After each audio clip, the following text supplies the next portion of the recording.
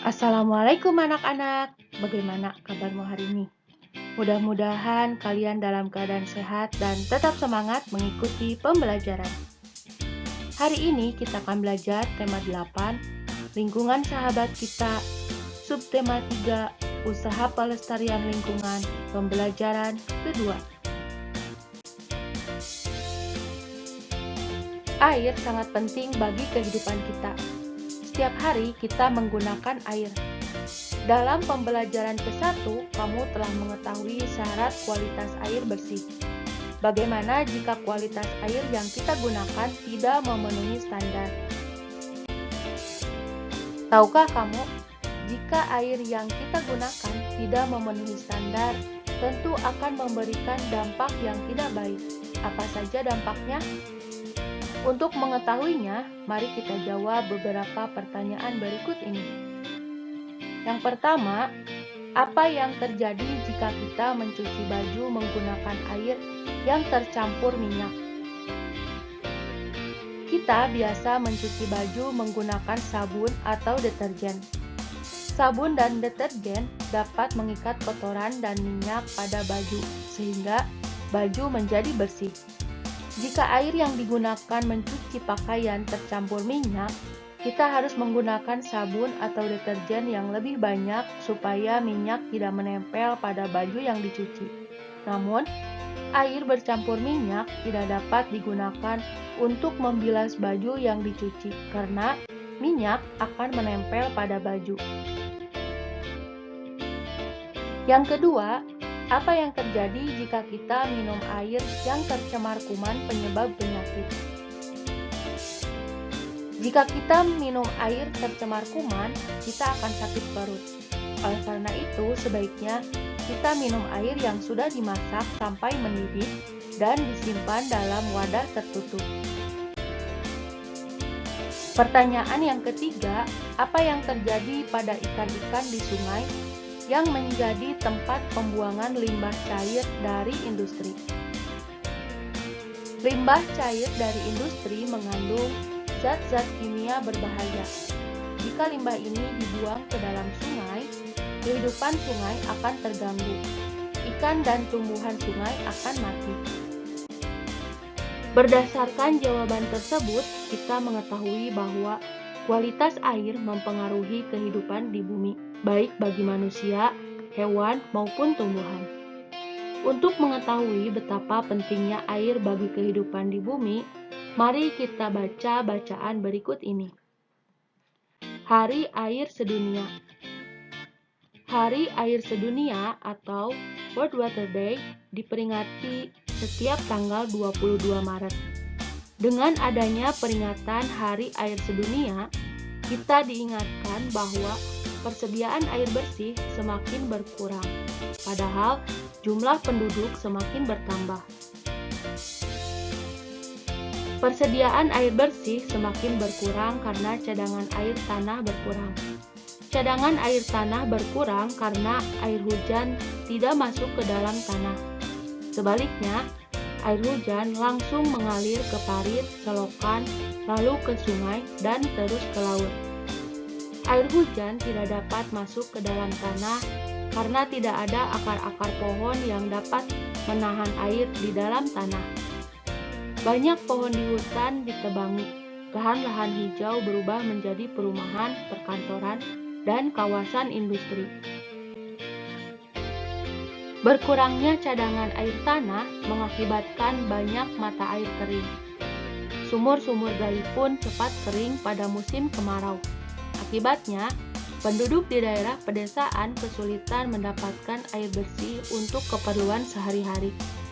Hasil panen pun jauh berkurang karena tanaman pangan kekeringan. Ada beberapa tindakan yang dapat kita lakukan untuk ikut membantu mengurangi krisis air bersih. Adalah sebagai berikut. 1. Menghemat penggunaan air. 2. Membuat lubang resapan. Lubang resapan berguna untuk menampung air hujan supaya terserap ke dalam tanah. 3. Menanam pohon supaya akar-akar pohon dapat menahan air di dalam tanah.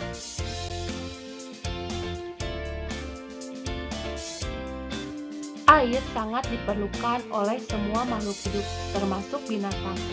Perhatikan penggalan cerita bergambar ini. Gambar tersebut merupakan cuplikan dari buku cerita bergambar yang berjudul Kakek Bangau yang Baik Hati. Buku tersebut menceritakan sebuah sawah yang kekeringan. Ketam dan katak yang biasa hidup di situ menjadi sangat tersiksa. Mereka meminta pertolongan kepada kakek Bangau. Merasa iba, maka kakek Bangau terbang berkeliling mencarikan tempat berair bagi ketam-ketam dan katak-katak. Akhirnya, kakek Bangau menemukan sebuah telaga, lalu dipindahkannya katak-katak dan ketam-ketam ke telaga itu. Gambar tersebut mendukung cerita. Hal ini terlihat jelas dengan narasi maupun dialog pada gambar yang didukung oleh gambar. Gambar sudah selaras dan sesuai dengan narasi yang disampaikan.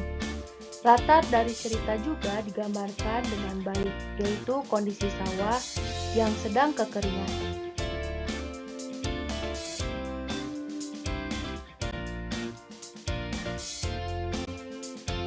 Karya gambar cerita banyak kita temui pada buku cerita, terutama buku cerita bergambar atau komik. Berikut ini contoh gambar cerita yang berjudul Ikan dan Kak Niko. Berdasarkan dua contoh gambar cerita tersebut, kita dapat menyimpulkan ciri-ciri karya gambar cerita. Di antaranya adalah yang pertama, memudahkan pembaca dalam memahami suatu penjelasan atau cerita. Yang kedua, memberikan gambaran singkat isi tulisan atau cerita yang disampaikan. Yang ketiga, menambah nilai keindahan sajian sebuah tulisan atau cerita. Sekarang kita akan belajar menyajikan data dengan diagram batang. Dayu mencatat profesi semua orang tua di kelas 5 SD Nusantara 1.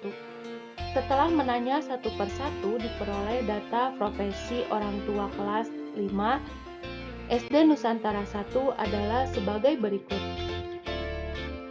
Pegawai negeri sipil atau PNS sebanyak 8 orang, TNI sebanyak 5 orang, petani sebanyak 12 orang, guru sebanyak 3 orang, dan wira swasta sebanyak 2 orang.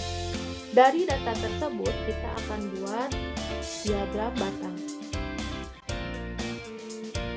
Perhatikan diagram batang dari data tersebut. Untuk membuat diagram batang, langkah pertama yang harus kamu lakukan adalah membuat garis horizontal. Lalu kamu beri nama profesi orang tua siswa. Yang kedua adalah membuat garis vertikal. Lalu kamu buat banyak orang tua siswa. Jangan lupa beri skala. Di sini, setelah kamu buat garis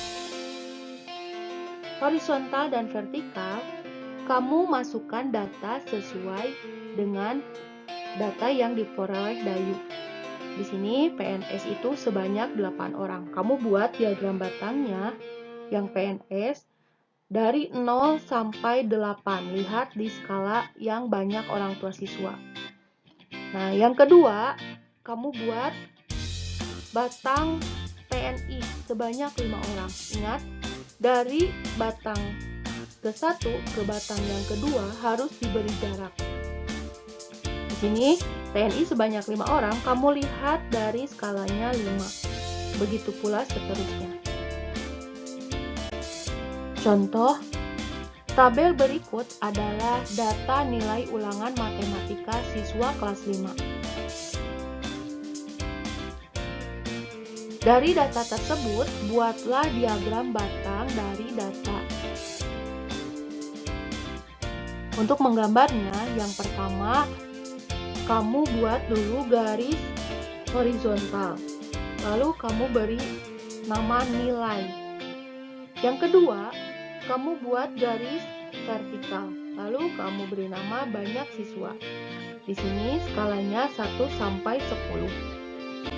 Setelah itu kamu buat diagram batangnya sesuai dari nilai yang diperoleh oleh siswa. Jangan lupa, setiap dari batang satu ke batang yang lainnya harus diberi jarak.